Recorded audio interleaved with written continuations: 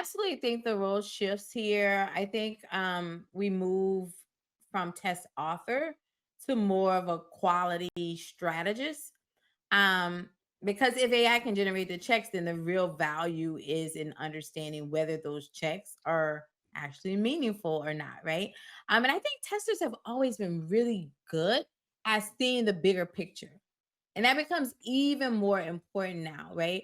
And we might be losing that a little bit because we're trying to drink from the fire hose of auto generated code. And if you do that, you're going to drown, right? Trying to review every single thing manually. I see this not just with testing, even with like code reviews of like PRs, like they're just coming so fast that trying to do this our focus there, I think is a mistake, right? So what I would encourage people to do um is to take a step back, right? QA becomes more about understanding risk, about always keeping the customer first, thinking about what matters to them, what behaviors hurt the business, if something broke, like what level of confidence we need before we release, like all of this judgment work, I think, is what becomes the real value of QA. But that will require us to kind of get out of the weeds.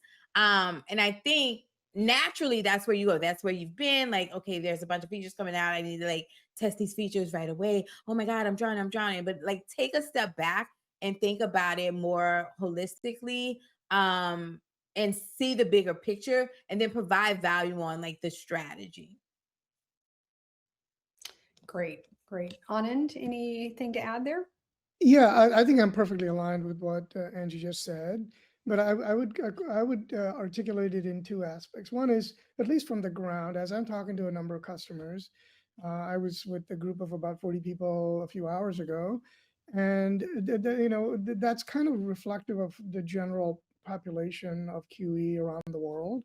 Most of the companies are trying to figure out, how AI into their QA teams. So they're still early. So roles of QA teams haven't necessarily changed, but that change is coming, right? I talked today to automation engineers and developers who are writing a lot of software. I talked to low code, no code automation test users, who use record playback tools. And I also talked to a bunch of manual testers.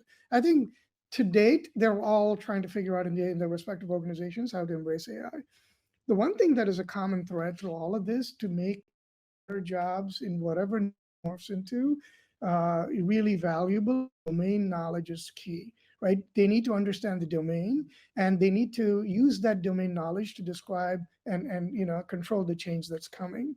And the roles as it evolves will be more about describing really the behavior of the app, what needs to be tested, what is really the outcome that ensures correctness, and not about just blindly telling the LLM, go test everything and then give me a bunch of code and then I trust it, as Angie said earlier, right? Again, goes back to the risk tolerance of organization and where that risk profile for you uh, resides based on the criticality of the app and perhaps the maturity of the company. A large company like an Apple may be a little more worried about bad quality code shipping to production, whereas a startup may have a little more tolerance and they may catch things in production, fix it quickly, right? The other part that we also will all start to see evolving is that not only is the testing need to be done, but we need to start connecting it to changes in code throughout the application so that we understand the scope of what needs to be retested and understand the scope and really the blast radius of this effort. Uh, I'm hearing some organizations where they've used AI effectively, quote unquote, and they've reduced their QA headcount, but I've really not seen the results of ROI yet, where they've said with confidence, we've gotten rid of QA engineers or downsized it, but then our speed has increased, our efficiency has improved, and also we're able to deliver with the requisite amount of trust and quality and confidence, right? And so, again, change is coming. I think we're all trying to figure it out. Uh, but accountability and figuring out what's the right testing to be done is probably where our worlds are going to evolve as QA and QEA teams in all of these organizations.